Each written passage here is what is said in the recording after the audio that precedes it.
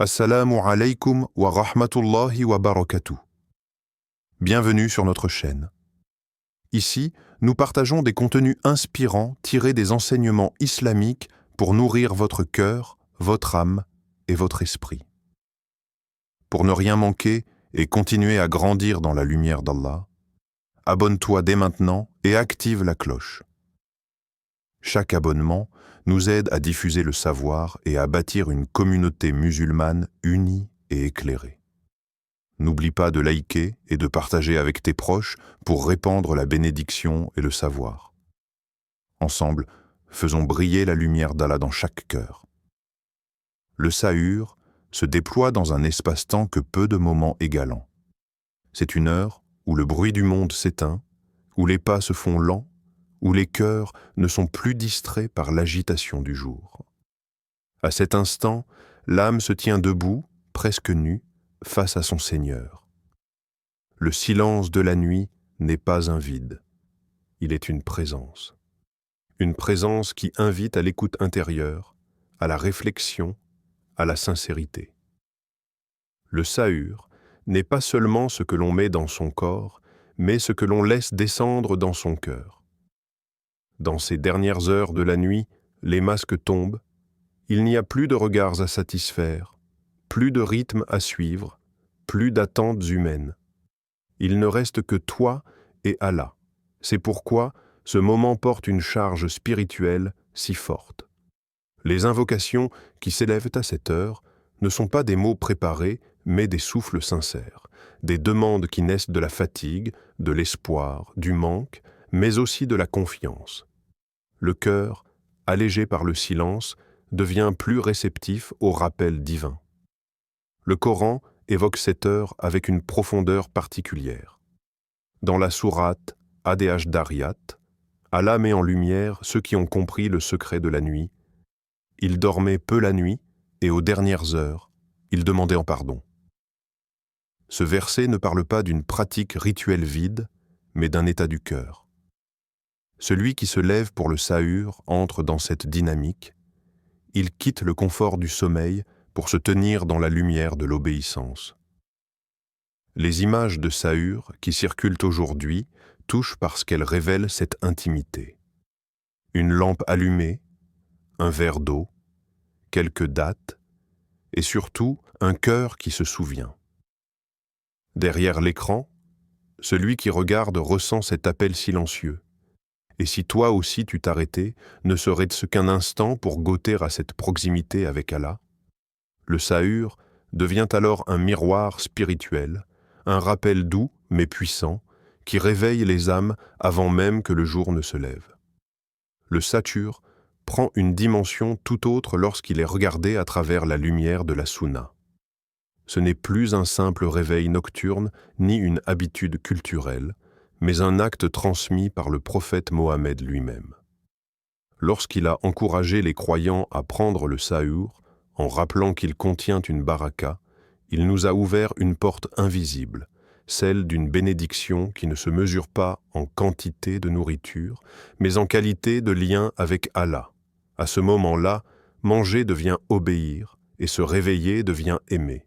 La force de la sunna réside dans sa simplicité. Le prophète n'a pas conditionné la baraka du sahur à un repas abondant, mais à l'intention. Un peu d'eau, une date, un morceau de pain, et pourtant une récompense qui dépasse l'apparence. Cette sagesse prophétique nous enseigne que la valeur d'un acte ne dépend pas de sa forme, mais de la lumière qui l'habite. Le sahur rappelle ainsi que l'islam n'est pas une religion de complication, mais de sens. Allah nous rappelle dans le Coran que les actes ne sont jamais vains lorsqu'ils s'inscrivent dans l'obéissance. Dans la sourate Al-Baqarah, il est dit « Ô vous qui avez cru, le jeûne vous a été prescrit comme il l'a été à ceux avant vous, afin que vous atteigniez la piété. » Le sahur s'inscrit dans cette quête de taqwa. Il prépare le corps, mais surtout l'âme, à entrer dans un état de conscience plus élevé. Lorsque cette sunna est partagée, rappelée ou simplement montrée, elle devient un appel silencieux. Sur les réseaux, ce n'est pas le repas qui touche, mais l'intention qu'il suggère. Chaque image de Sahur devient un rappel que nous avons hérité d'un modèle, d'une voie équilibrée, où chaque détail du quotidien peut se transformer en adoration. Le Sahur devient alors un témoignage vivant de la Sunna, discret, humble, mais profondément lumineux. Il y a, dans le Sahur, une dimension qui dépasse l'individu. À cette heure où chacun est seul dans sa maison, une réalité invisible prend forme. Des millions de cœurs s'éveillent en même temps. Ils ne se connaissent pas, ne parlent pas la même langue, ne vivent pas sous les mêmes cieux, et pourtant, ils partagent un même geste, une même intention. Le Sahur devient ainsi un lien silencieux, une filiation spirituelle qui traverse les frontières et les époques. Cette unité n'est pas basée sur une présence physique, mais sur une obéissance commune. Chacun se lève pour Allah, et c'est précisément ce qui rassemble. Le jeûne, préparé par le Sahur, nous rappelle que la foi n'est pas une aventure solitaire. Même dans le silence de la nuit, le croyant fait partie d'un ensemble plus grand que lui. Cette conscience apaise, réconforte et donne de la force, surtout dans l'effort et la fatigue. Le Coran ancre cette réalité avec clarté.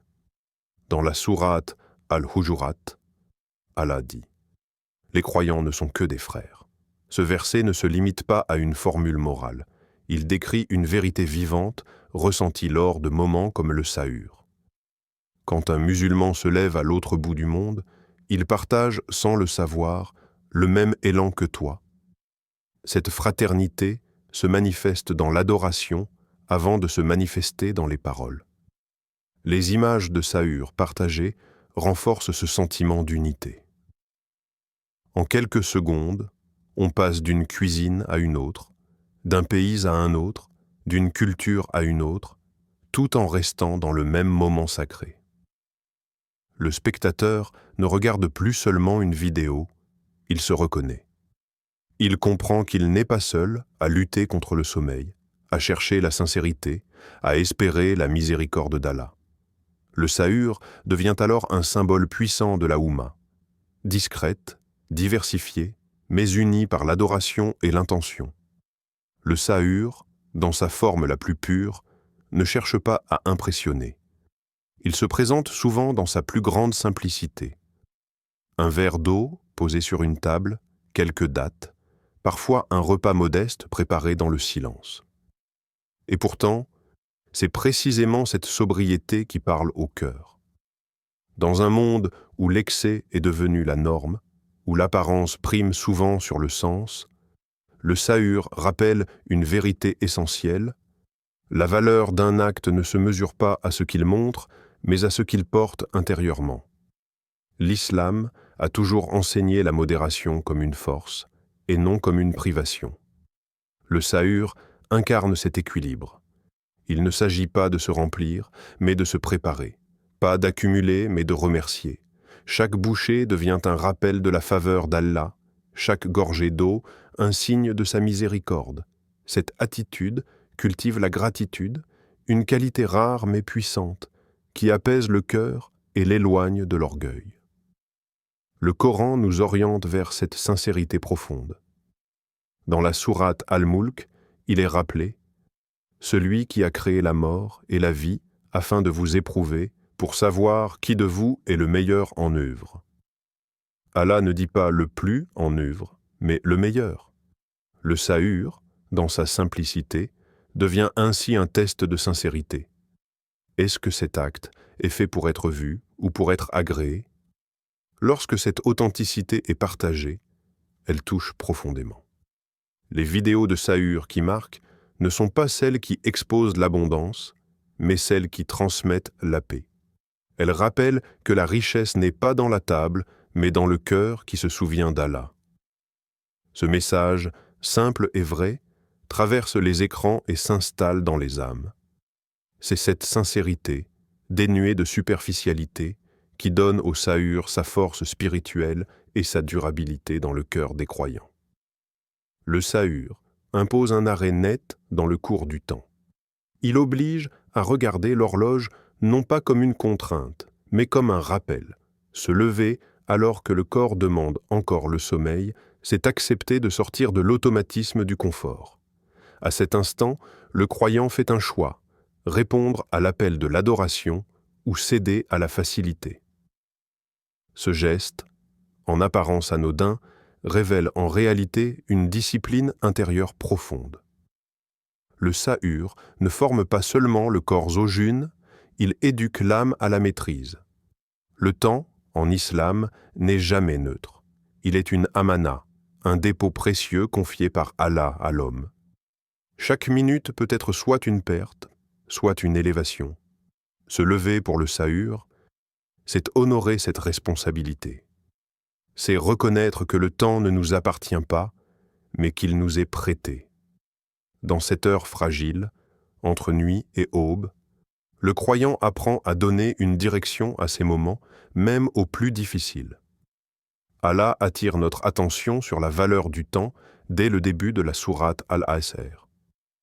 Par le temps, l'homme est certainement en perte.